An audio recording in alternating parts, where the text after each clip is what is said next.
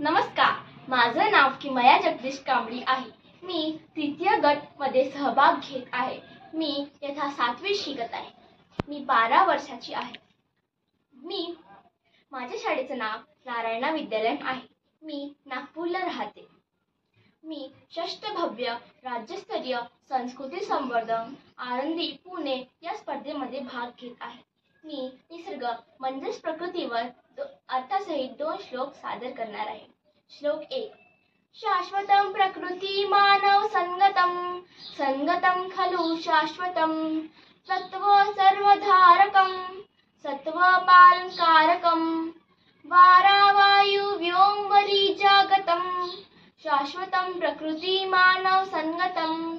अर्थात प्रकृति और मनुष्य के बीच का संबंध शाश्वत है, रिश्ता शाश्वत है। जल, वायु, आकाश ये सभी तत्व, अग्नि और पृथ्वी वास्तव में धारक है और जीवों के पालनहार। श्लोक 2।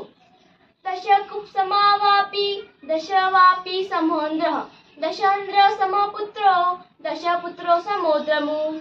अर्थात एक पेड़ 10 तालाब के बराबर होता है, एक तालाब 10 सीढ़ी के कुओं के बराबर होता है, एक बेटा 10 तालाब के बराबर होता है और एक पेड़ 10 बेटों के बराबर होता है।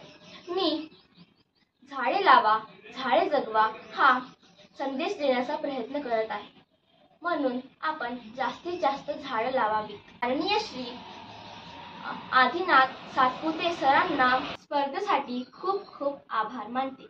धन्यवाद।